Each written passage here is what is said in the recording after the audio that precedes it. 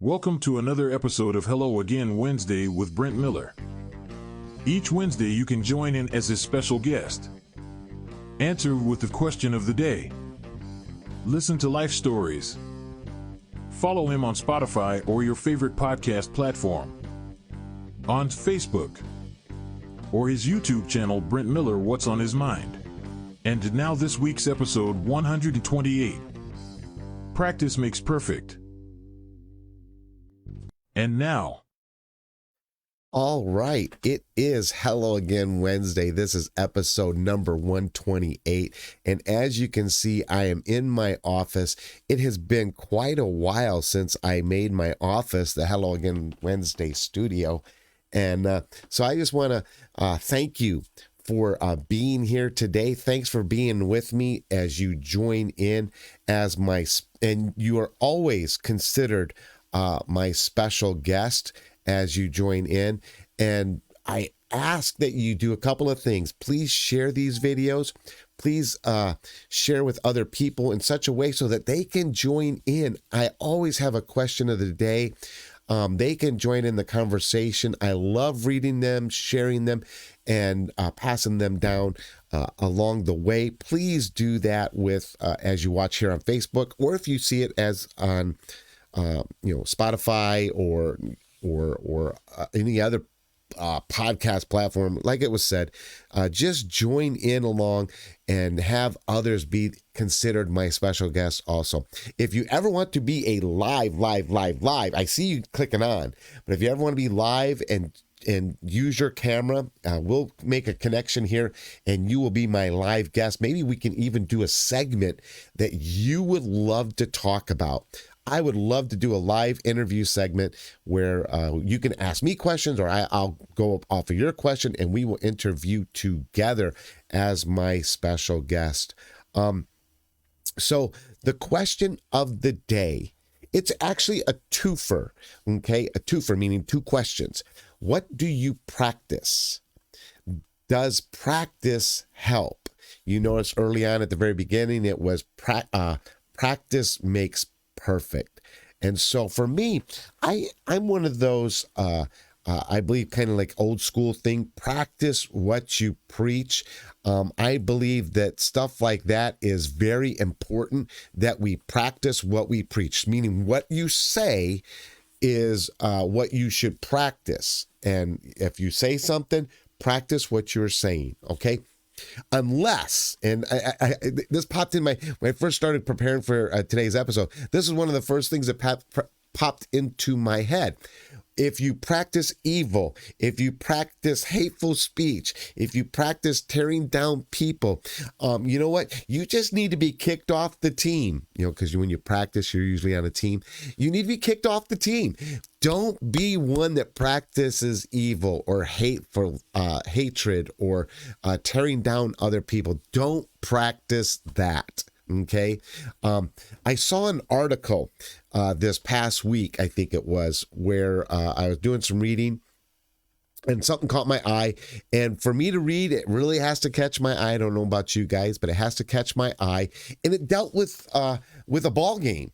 And right now we have some grandkids, the boys, 9 years old. They're playing baseball for the Boys and Girls Club. And so one of the things that they have wanted to do, and they do this outside in the yard, up at the park.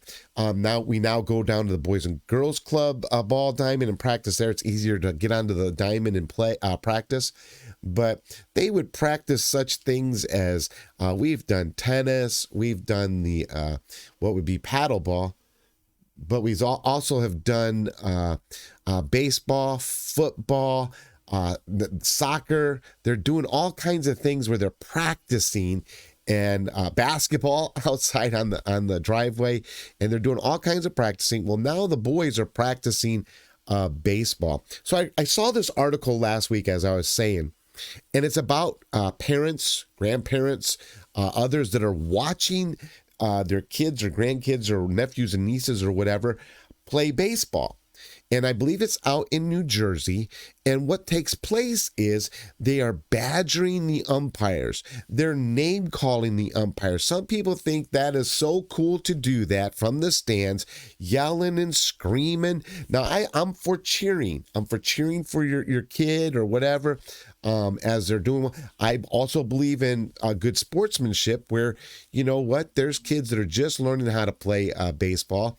And, it's funny because I'm in my office doing this, and right across from me is I got a baseball, and it's signed by some all-star team. I cannot even remember. Had it for years. Anyway, sorry.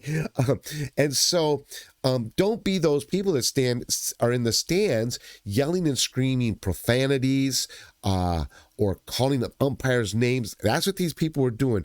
It was just plain old unsportsmanlike conduct. And what was taking place is it was causing, but I sure hope I have my volume on. Yeah, I do. Okay. And it was causing the umpires to quit. So they were quitting being umpires. And here's the thing. The umpires out there in New Jersey, as well as almost everywhere else, are volunteers. They want to help kids progress in their time frame of playing ball. And so they're volunteer umpires, yet they began to quit. So now what was taking place is the higher ups, those that are involved in producing a ball game at a level, at a place, those people had decided, and they got backed up by a legality thing, that here's what's going to take place. If you are going to badger the umpires, have used profanity and all this other stuff at the ball games, you will, ready? Here's your penalty. You will be banned from the games. Okay, you won't be allowed to come and sit in the bleachers. You won't be allowed to come and cheer. I don't care if your kid is playing or not. They don't care. You will be banned. And once you're banned, guess what? There's a grace thing. Here's how you can come back to watch your kids play. You can volunteer to umpire the game yourself, but you have to do it for 3 games. You have to go out there and umpire 3 games. That way you will feel what it's like to be an umpire. You will feel what it's like to maybe miss a call. You'll feel what it's like to have parents just breathing down your neck. And I've seen instances where they've come out and fought people. I mean, just evil, evil stuff. Do not practice that stuff. And so, but if you want to watch the kids' game after doing that, you had to be the ump for 3 games. If you're not, guess what? I'm going to use the term of baseball. You're out. And I think that's a great call. I think we need to have a safer environment, a better place to play ball for these kids. Now, back to practice makes perfect. Okay, it's a phrase, okay, and I think it's a really good phrase. And so I looked it up. I looked up the phrase. I love where you can go to dictionary.com and stuff. I just helped a granddaughter with, she was struggling with a word for her 10-page senior essay. And that's Jaden, who's getting ready to graduate. And so she liked her essay. She didn't like one of the words. She thought it could be better. And so we sat there and I said, hey, try a synonym. And then from the synonym, try another synonym. And she got the word she wanted. It was great. It was a good feeling. Now, ready? Practice makes perfect. Is used to convey that regular exercise of an activity or skill is the way to become proficient in it, especially when encouraging someone to persist in it. So you want them to practice. And as you have them practice, you want to encourage them that they're getting better and better and better. That is the way it is with the 2 boys. You know, they were not, Cameron was not happy with how he was playing ball. He was learning how to play ball as a team sport, not just going out to the park, using how to play as a team sport. And so he wanted to better his skills. And so that is what so we went out last Sunday. Oh my goodness. And I tell people I am still in recovery from my third back surgery.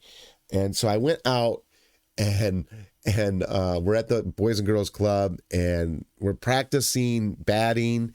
Man, I was proud. They were starting to hit better, which is really weird because you're trying to throw, and they throw the ball kind of soft for these kids at that level over, and they throw underhand. I could not throw underhand. Elijah was making fun of me. Papa sucks at throwing underhand, and I did.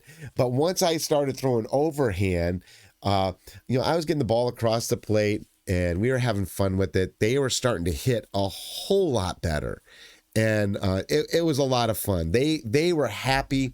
They were improving. We were hitting grounders to them and stuff like that, and just an improvement, how to get your glove down, how to use your hand to keep that ball in the glove and stuff. And so it was cool to see as they practiced, they were getting better and better at playing baseball. And so I look forward to this next game on Friday, watching these kids go out there on the field. This Friday, they won't be playing each other. Last Friday, they played each other. So I had to root for the Yankees, and I can't think of Cameron's. He's got a red jersey. Is he the Cardinals? No, I can't remember what he is. He might be the Cardinal. Oh, I can't remember. Oh my goodness gracious. But anyways, I had to root for both teams and we were in the same bleachers, and so it was fun. I enjoyed it. But anyways, hey, when we were practicing, let me tell you this, there's an old guy, an old Latino guy who was sitting on the bleachers. He probably didn't understand me. I don't know. He was laughing because, man, I was toward the end of that practice. I was really straining, and I walked over to him. I go, man, I was laughing. I go, that ground needs to come up a whole lot higher for me. But anyways, I have learned that when especially on a Sunday, if I preach and then go to Knott's Berry Farm, or if I preach and take the kids out and practice, Monday, I'm dead. Oh my goodness gracious. I'm still in recovery. That's all that said and done. Hey, so back to encouraging people to practice what they preach. On my way to the office today, on the radio was Max Lucado. Max Lucado is a Christian author and speaker, and he does little snippets also. And he did this one snippet, and I thought, man, this is exactly what I've been telling people. So I'm going to tell you what I can't tell it the same way he did, but here is the gist of it. He told the story of a man in England that was in prison. He was in prison for 3 years. And as he was getting out of prison, he walked out of prison, and the mayor of the town where the prison was walking by, and he sees the guy, and he cheerfully says, hello, how are you doing? Or cheerio, or whatever they do in England. And so he was saying hello to the guy and wishing him a really good day. And the ex-prisoner told him the same. I hope you have a good day too, sir. And they parted ways. Well, a year had passed, and they're now in a different location, a different town, and they're passing by each other. And the ex-prisoner, who is now a year into a man of society, he sees the mayor coming his way, and he kind of stops the mayor, and he says, you might not remember me, but a year ago, you don't know this, but I was just getting out of prison. I had no idea. And you were so nice to me. You said hello. You were so cheerful to me. It wished me a great day. And I have not forgotten that. It inspired me. It made me feel really good. And so I just wanted you to know that you were an inspiration that day a year ago. And see, for me, I've told people in my ministry here at Culver City Church of God that what we need to do is we need to, as we pass by people, make eye contact, smile, say hello, wish them a good day, whatever it is. Now, if they say something to you, or if you ask, hey, how's it going? Don't just say, hey, how's it going? And I know I've said this before. Listen to what they say. How is it going? Be that kind of person. Practice that. That's what I'm talking about. You know what? It happened to me last Sunday, actually. Last Sunday, it was early. I was picking up some stuff, and the stores are just across. We're surrounded by apartments, Jack in the Box, an ice cream shop, the comic book store, and the grocery store. And so I walked over to the grocery store. I'm walking back. It's still early on a Sunday morning with some kid stuff. You know what? And so there's this lady, and I saw her. She was she was actually jaywalking across the street, had her suitcase rolling along and all of her belongings.